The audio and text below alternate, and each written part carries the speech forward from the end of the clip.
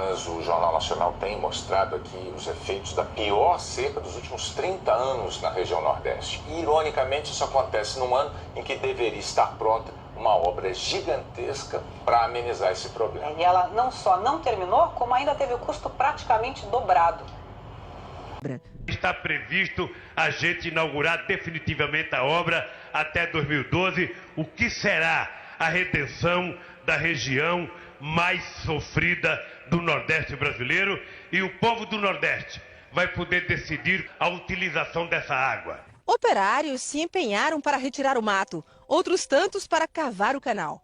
A esperança se espalhou pelo sertão. A água escorreria por aqui, entre paredes de concreto. Só que a obra parou e o serviço já feito vai precisar ser novamente executado. Transposição São Francisco. Era para ter acabado em 2010. No seu governo. Passou para 2012, governo Dilma. Só que o Brasil vivia uma explosão de corrupção. O senhor negou água para os seus irmãos nordestinos. Eu fui lá, o Rogério Marinho, que agora se elegeu senador pelo Rio Grande do Norte. O povo reconheceu o trabalho dele. O senhor fez, na verdade, é uma obra que não chegava a lugar nenhum. Pegamos uma obra parada há quase 10 anos. É pior uma obra parada há quase 10 anos do que começar uma obra. O senhor desviou sim, foi muito dinheiro para a corrupção. Tudo tinha corrupção no seu governo, tudo. O senhor negou água para nordestino. Eu levei água com a transposição e com o Rogério Marinho. Porque eu fiz 88% das obras do São Francisco. Se o senhor fez 86% das obras do seu governo... 88. Parabéns. 88. Dilma ficou mais meia dúzia anos. Não terminou os 12 que faltavam. Se o senhor mandava no governo Dilma, quem está mentindo?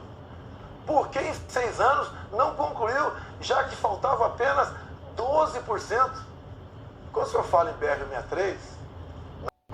O presidente Jair Bolsonaro inaugurou hoje um dos trechos da transposição do Rio São Francisco na divisa de Pernambuco com o Ceará.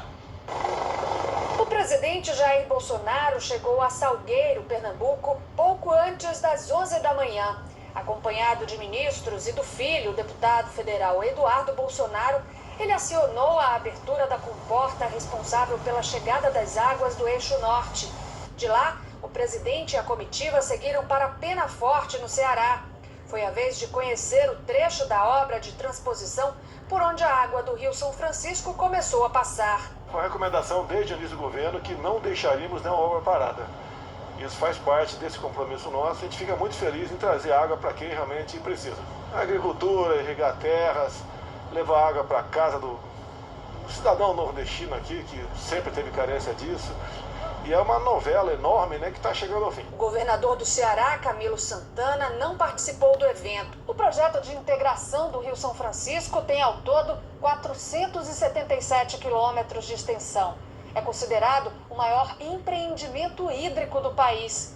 Quando todas as estruturas estiverem em operação, a previsão é beneficiar 390 municípios nordestinos, onde vivem mais de 12 milhões de pessoas.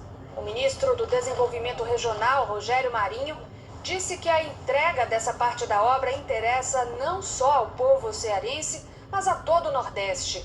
Vai propiciar uma série de projetos que vão acontecer ao longo do seu percurso e do perímetro, no sentido de perenizar barragens e permitir programas de irrigação e de desenvolvimento de vários usos diferenciados. Esta foi a primeira visita do presidente Bolsonaro ao Ceará desde que assumiu o cargo. Estava de máscara quase o tempo todo. Só retirou quando pousou para fotos e gravou vídeos com apoiadores.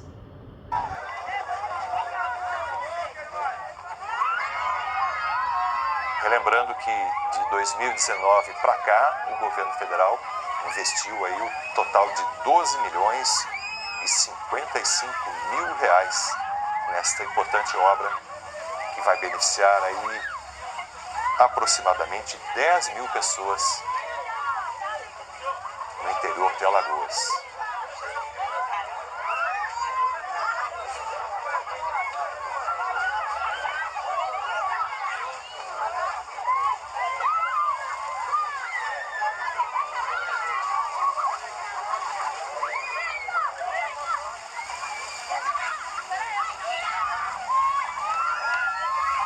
a Fundação Nacional de Saúde,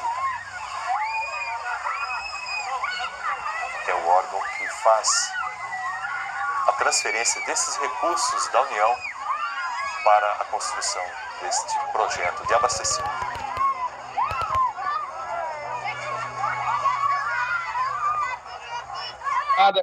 Que fizeram e fazem com esse homem a covardia. Cada dia que passa, tenho a certeza que Deus escolheu ele para governar essa nação. Eu não tenho nenhuma dúvida. Nenhuma dúvida. Olha, tem um efeito sobre o Bolsonaro.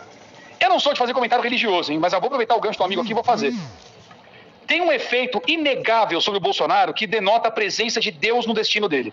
Tem dois, na verdade, mas eu vou citar os dois. Mas o primeiro deles é o seguinte. Toda a armadilha que colocaram contra o Bolsonaro se virou em favor dele. Todas, sem nenhuma exceção. Isso é uma marca dos escolhidos de Deus na Bíblia. Pega a Bíblia e olha. Com Davi era assim, com Moisés foi assim, com José do Egito foi assim. Escolhe qualquer um. José do Egito, os irmãos venderam ele como escravo, era para ele se ferrar, armaram para ele. Iam matar, venderam o José do Egito como escravo.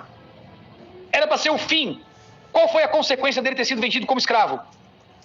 Ele virou o rei do Egito, praticamente. O senhor do Egito. Interpretou sonho e tal, não sei o quê, virou o senhor do Egito. Salvou o Egito e a galera em volta. Não foi? Davi então perdia a conta. Saul fez horrores contra Davi, ele nunca se voltou contra Saul porque ele via em Saul um ungido por Deus. Se Deus ungiu Saul, não sou eu que vou fazer nada contra ele. O problema dele é ele com Deus, não comigo.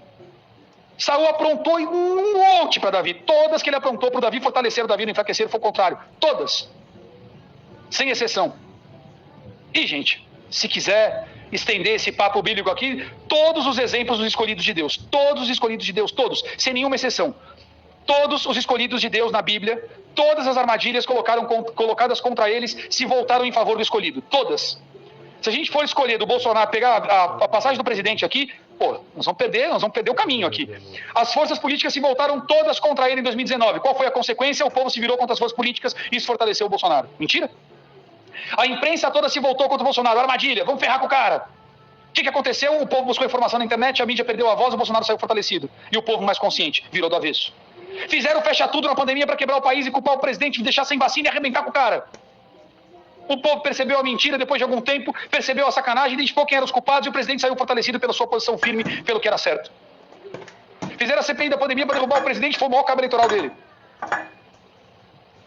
Fizeram a arapuca da eleição, na boa. For seguir aqui, não falta exemplo. Peço aí, vênia. Peço vênia aos colegas que não têm a fé.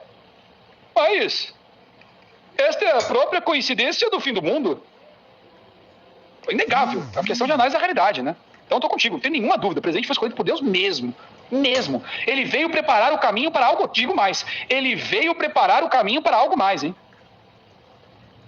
Deus não o protegeria nesses anos todos, não pavimentaria o caminho que pavimentou para nada. É até falta de fé. Achar que um homem, sem grana, sem partido, só com o povo e os seus valores, venceria o sistema tantas vezes, obviamente com o apoio de Deus, para nada. Para o criminoso voltar para a cena do crime. Aí de brincadeira, né? Parar para imaginar que o homem simples, do leite condensado e o pastel na feira, sem grana para a campanha, causou um efeito que bagunçou com o mundo. Globalismo exposto. É efeito Bolsonaro, mas sobre isso eu vou falar depois que a gente vencer. Aí eu vou fazer uma leitura do impacto do efeito Bolsonaro no globalismo. Não é brincadeira. O mundo deve muito a esse homem, muito. E um homem dessa envergadura, escolhido por Deus, desse jeito não abandona o seu povo. Esquece isso aí. Diga-lhes. Eu não sou de falar religiosamente, né? Porque para muitas pessoas isso aí invalida o que você tem a dizer. Então eu evito. Faço transmissão religiosa. Eu guardo para mim a minha fé. Certo, em alguns momentos aí que ela aparece. Aproveitei o superchat do amigo para falar.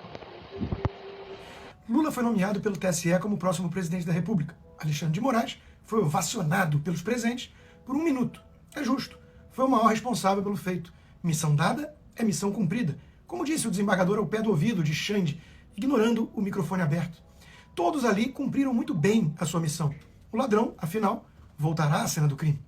Esgotados daquele choro falso, foram todos se esbaldar na casa de Cacai, aquele advogado que despacha com ministros supremos de bermuda no STF. Uma rodinha de samba, bem